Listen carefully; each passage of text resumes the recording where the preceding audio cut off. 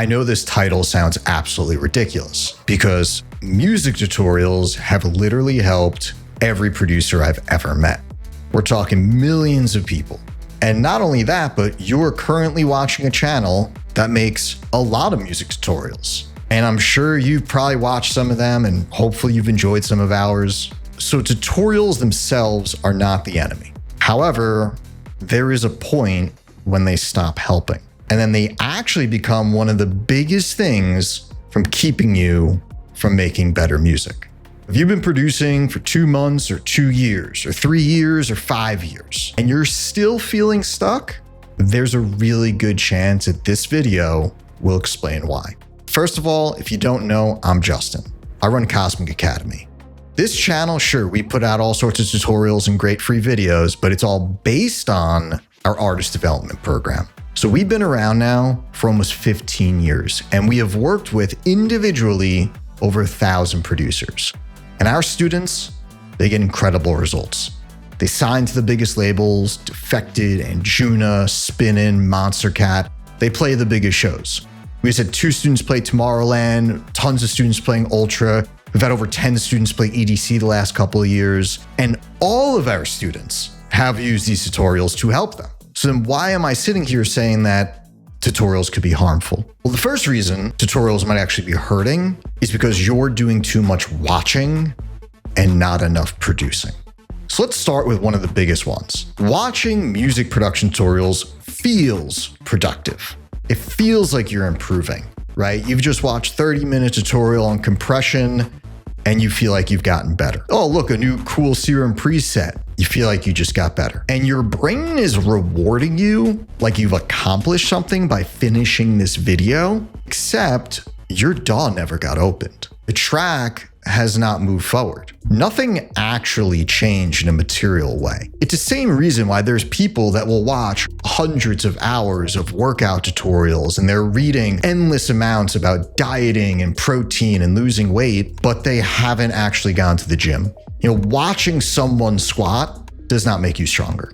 Just like watching someone produce doesn't make you a better producer. At some point, you have to think about how much am I studying versus how much am I doing? Because music production truly is a skill. And the way that you get better at skills is by the repetition of doing. The second reason why these tutorials might actually be hurting you is that you're learning from the wrong people.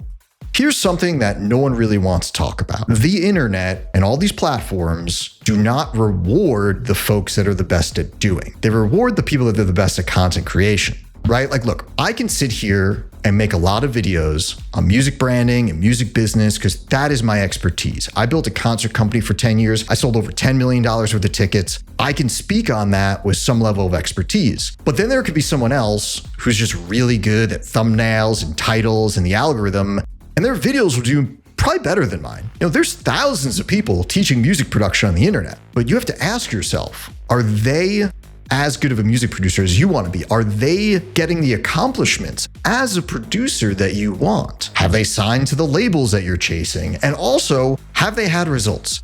Have they taught others how to do that thing? Like Zach, the person on our channel who does all the music production tutorials, not only has he signed his music to Ultra, but he has taught a lot of our students how to sign their music to Ultra and get their music to that level. So whether it's YouTube or Instagram or any of these platforms, there's an inherent issue in someone can just be good at the algorithm, but not actually good at that thing you're trying to learn how to do. Because the algorithm is rewarding the thumbnail and the title and the uploading every single week. So just because you see someone have 500,000 subscribers, that means they're just good at YouTube and maybe not necessarily great at teaching music production.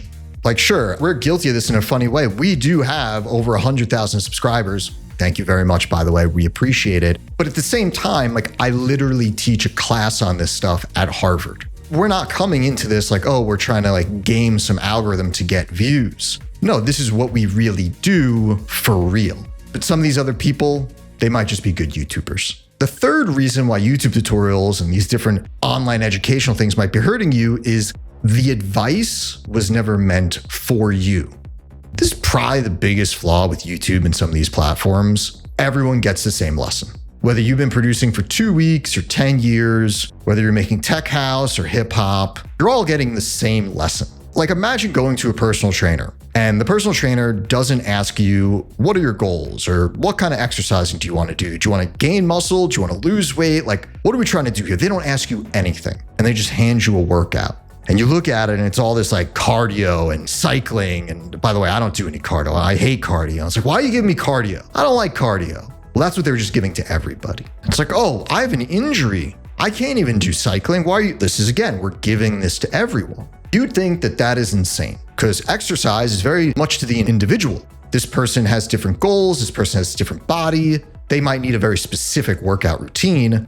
Music is the most personal thing in the world. The way in which you interpret the music, the way in which you want to make the music, it is so personal that when you go on YouTube, it's all generic. And generic advice can only get you so far. Like that's exactly why like our main program, our artist development program is sold out for 6-7 months in advance. Because yes, we do have this great YouTube channel and we love it. We love your support. At the same time, we know inherently there is a flaw by learning through YouTube. I would say 90-95% of people that apply to our program are like, hey, I've been doing the YouTube Academy thing for years and years and years and I'm stuck. Part of the reason is because you need personalized advice. In our program, we have one-on-ones, we're giving you personalized feedback. That is so part of the YouTube problem. You need someone to sit down with you, see what you're doing in your project, see what you're doing with your brand, figure out a roadmap with you and specifically cater it to who you are. Because what you need